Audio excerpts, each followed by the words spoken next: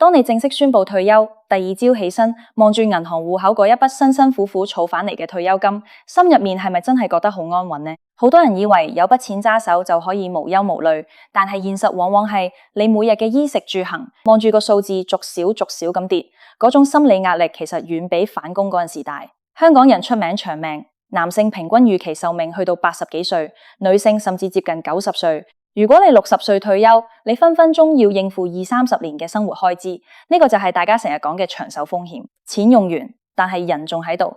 呢個絕對係所有老人家最驚面對嘅噩夢。而家我哋身處2026年，環球息口環境已經同之前幾年有好大分別。之前大家可能仲好懷念銀行定期存款有4-5厘息嘅日子，但係隨住各國央行嘅貨幣政策轉向，減息週期已經係不爭嘅事實。喺咁嘅大環境下，老人家想有一啲保本穩陣，又可以每個月有錢落袋嘅收息工具，難度其實高咗好多。啱啱好，香港年金公司喺2026年5月至9月期間推出咗香港年金計劃嘅保費折扣優惠，足足有3%嘅折扣。呢個舉動令到好多準備退休或者已經退休嘅老友記又開始心思思，究竟應該將筆棺材本擺喺邊度先最着數。今日我哋就實在咁同大家攞出計數機，客觀中立咁拆解下市面上3大長者保本收息法寶、銀行定期存款、銀色債券，仲有香港公共年金。我哋唔講廢話，直接幫公公婆婆計一筆清清楚楚嘅退休賬。首先我哋傾下大家最熟悉，亦都係最順理成章會諗到嘅工具——銀行定期存款。對於絕大部分長者嚟講，定存係最令佢哋有安全感嘅選擇。點解？因為白紙黑字，幾多本金，幾多利息，幾時到期，清清楚楚，完全冇任何複雜嘅條款。你將100萬擺入去做1年定期，銀行承諾俾3厘息，1年之後你就穩陣攞返100萬本金加3萬蚊利息。對老人家嚟講，呢種確定性係無可替代嘅。而且香港有存款保障計劃，最高保障額已經提升咗。萬一銀行真係執笠，你畢生積蓄都有個底線保障。呢一點對於60歲甚至70歲以上嘅長者嚟講係定海神針。但係定期存款係咪真係完美無缺呢？絕對唔係。定存最大嘅致命傷就係再投資風險。我哋回顧下歷史，前幾年息口高企，你可能隨便行入一間銀行都可以做到4厘甚至5厘嘅定期。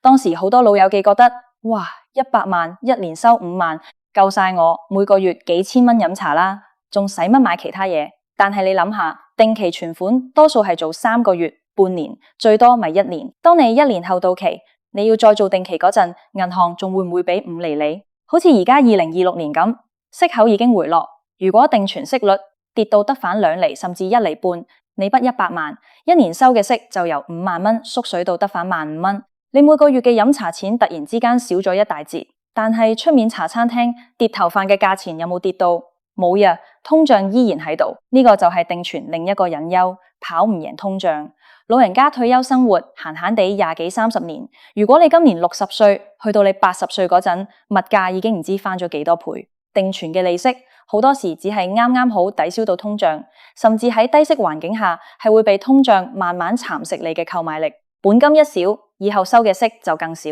形成一個惡性循環。所以定存絕對係一個好嘅停泊資金工具，用嚟應付短期1-2年內必定會用嘅錢，例如用嚟做緊急備用金。但如果想單靠定存嚟解決長達20年嘅退休生活費，喺現時嘅息口環境下，其實係相當危險，亦都極度考驗你嘅理財紀律。講完定存，我哋再睇下近年極受長者歡迎嘅銀色債券，即係大家成日講嘅 Silver Bond。銀色債券之所以咁受歡迎，原因得一個，性價比極高。佢由香港特區政府發行，保本之餘，仲要係100%零風險咁滯，因為政府違約嘅機會微乎其微。最巴閉嘅地方係佢嘅利息計算方法。銀色債券嘅派息係同香港嘅綜合消費物價指數，即係通脹率掛鈎，而且仲設有保底息。過去幾批銀色債券保底息率都非常吸引，有啲去到4厘甚至5厘。呢個設計簡直係為咗老人家抗通脹而度身訂造。我哋想象下，如果你今年65歲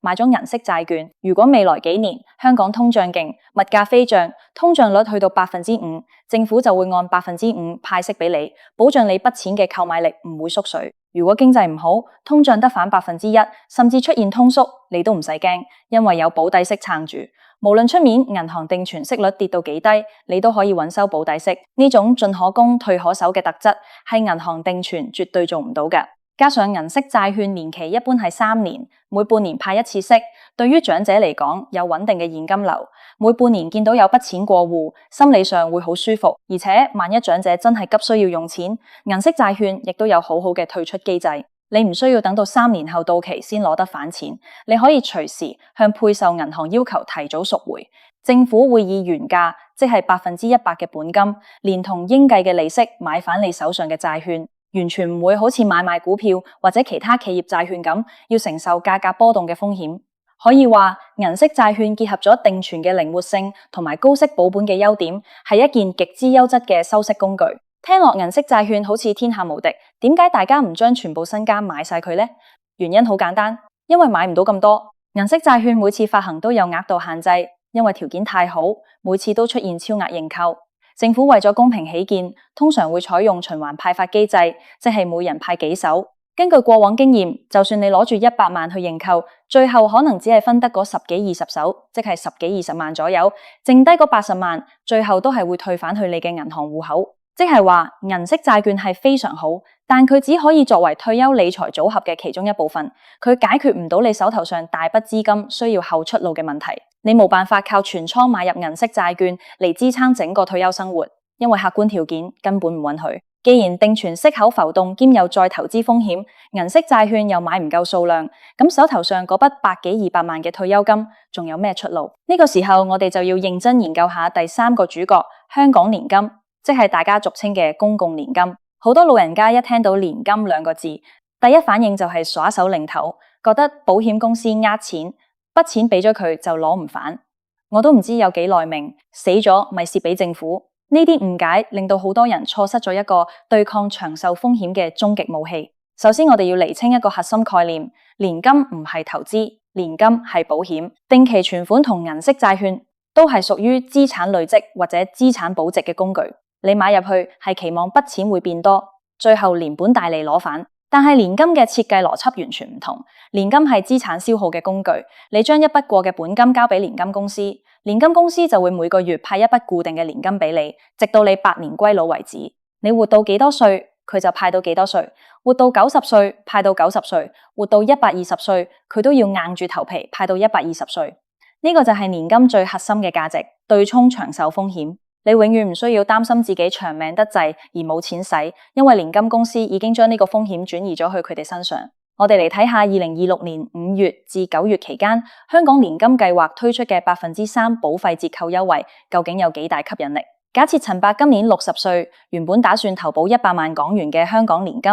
喺平時佢俾100萬，每個月大約可以收到5100蚊嘅固定年金。但係喺折扣優惠期間，陳伯只需要俾97萬，就可以當做100萬嘅保費嚟計算，依然係每個月收5100蚊。呢個3%嘅折扣，雖然聽落好似唔係好誇張，但係對於年金呢種長線產品嚟講，對內部回報率嘅提升係非常之顯著㗎。你用少咗本金，但係享受相同嘅終身派發金額，變相令到你回本嘅時間縮短咗，整體嘅性價比大幅提高。為咗令大家更容易理解，我哋幫陳伯算一筆詳細嘅賬。陳伯60歲，攞97萬出嚟買年金，享有折扣後，佢每個月收5100蚊，一年12個月就係收61200蚊。呢61200蚊係保證終身派發嘅。我哋先睇回本期，100萬本金，除返每年61200蚊，大概需要16年多啲先可以完全攞返本金。即係話，當陳伯活到76歲左右，佢就已經收得返當初投入嘅100萬。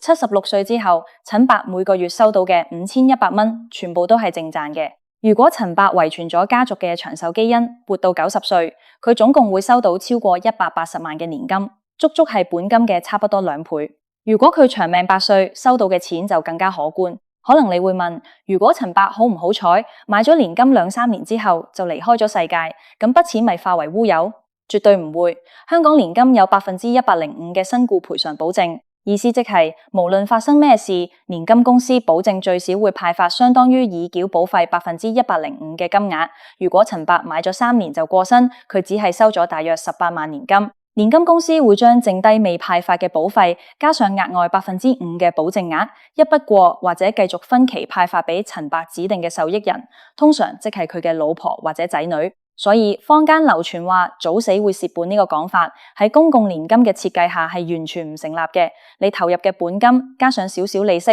係一定可以傳承落去嘅。咁年金又有咩缺點呢？點解仲係有人唔中意？年金最大嘅缺點就係流動性極低。當你將嗰100萬交咗俾年金公司，呢筆錢就已經唔再屬於你戶口入面可以隨時提款嘅現金，佢變成咗一條穩定嘅現金流。如果你喺買咗年金嘅頭幾年，突然之間患上重病，急需要幾十萬做手術費，或者你想幫個仔俾首期買樓，你想向年金公司要求退保，一筆過攞返啲錢，咁你就大件事啦。年金喺早期退保係要承受極大嘅財務損失，退保價值會遠低於你投入嘅本金，隨時唔見幾成。雖然公共年金設有特別嘅醫療開支提款機制，但始終都有金額上限同埋嚴格嘅審查。所以買年金最大嘅心理關口就係你要接受失去呢筆大額現金嘅控制權。對於一世人都習慣將錢揸得緊一緊，睇住戶口結餘先有安全感嘅老人家嚟講，要佢哋一下子將100萬轉化為每個月幾千蚊，佢哋會覺得好冇安全感，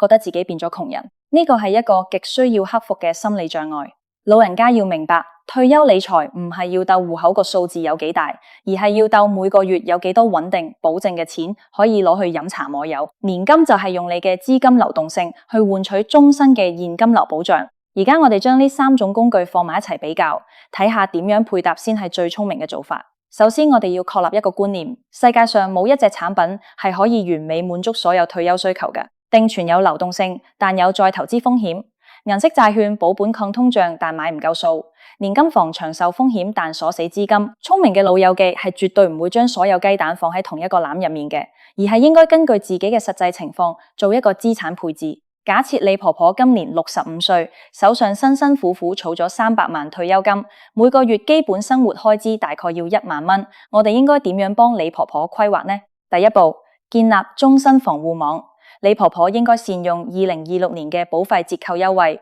將其中150萬投入香港年金。因為李婆婆係女性，65歲投保，年金嘅派發率會比60歲嘅男性略有不同。但我哋粗略估算，150萬嘅本金扣除折扣後，大概俾145萬半，每個月大約可以穩陣收到7000幾蚊嘅年金。呢7000幾蚊係李婆婆嘅定海神針，無論出面風吹雨打、股市大跌，定係息口大減。只要李婆婆仲有呼吸，呢7000幾蚊就一定會喺每個月嘅指定日子自動落入佢戶口。呢筆錢已經解決咗李婆婆70%嘅基本生活開支，令佢嘅心境可以保持絕對平和。第二步，把握高息抗通脹機會。李婆婆應該將30萬準備好，每次政府發行銀色債券嘅時候，都去盡量認購。雖然未必買得足30萬，可能每次只係分到10幾萬，但買得幾多得幾多。這部分資金享受住政府嘅保底高息，用嚟對沖未來物價上漲嘅風險。收到嘅銀債利息可以當係李婆婆每半年一次嘅去旅行或者買靚衫嘅獎賞金。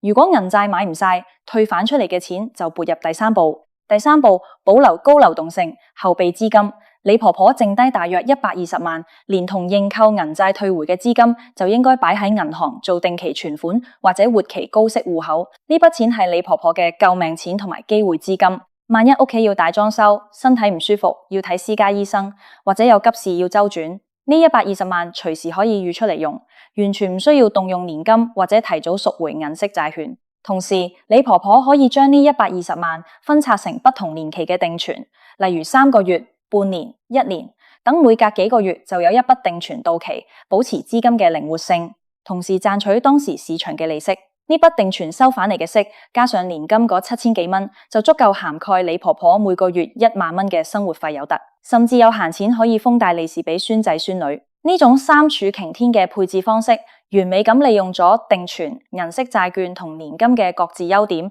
互相彌補缺點。年金負責包底，解決長命冇錢使嘅恐懼；銀色債券負責增值，對抗通脹；定存負責應急，提供心理安全感。呢個組合比起單單將300萬擺喺銀行做定期，承受息口下跌同通脹蠶食嘅雙重打擊，或者盲目將所有錢買高風險股票，搞到晚晚失眠，絕對係穩陣、科學同埋人性化得多。我哋再深入探討下，點解喺2026年呢個特定時間點，長者更加需要審視自己嘅收息組合。過去幾年，美國聯儲局大幅加息，帶動香港銀行同業拆息上升，好多市民習慣咗隨便都可以聚做高息定期。但係金融市場嘅週期永遠都係有起有跌，隨住通脹受控，經濟增長放緩，減息週期已經重臨。如果你依家仲抱住等定存息口上返5厘嘅幻想，遲遲唔肯鎖定長線回報，你只會面臨每況愈下嘅利息收入。對於年輕人嚟講，投資失利或者遇上低息環境，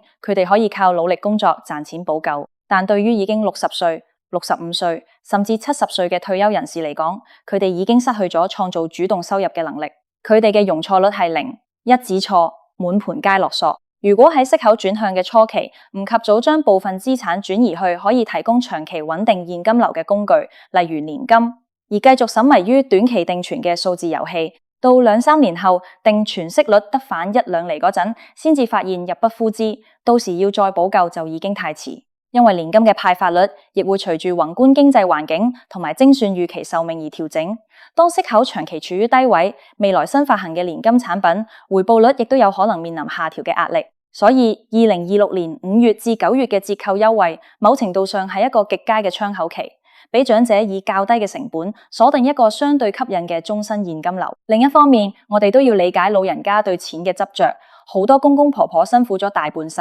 儲埋一筆錢，最大嘅心願除咗安度晚年之外，就係想將筆錢留俾下一代。佢哋覺得買年金就係將啲錢送咗俾政府，仔女會少咗份遺產。呢個觀念其實需要慢慢溝通同埋轉變。我哋試諗下，作為仔女，你最希望見到父母晚年係點樣？係希望佢哋每日慳住，唔敢食，唔敢着，就係為咗死後留多幾十萬俾你？定係希望佢哋每個月有充裕嘅年金收入，可以開開心心咁去飲茶，去參加社區活動，去享受人生，完全唔需要擔心錢嘅問題，亦都唔需要伸手問仔女攞家用。其實父母能夠經濟獨立，自己照顧到自己嘅晚年生活，唔好成為下一代嘅財政負擔，已經係俾仔女最好嘅禮物。而且正如我哋頭先算過，香港年金有105%嘅身故保證，即使真係有咩萬一，本金依然係可以傳承落去嘅，只不過係換咗個形式，唔係一筆過1打1現金咁擺喺度啫。長者應該將自己嘅生財放喺入筆，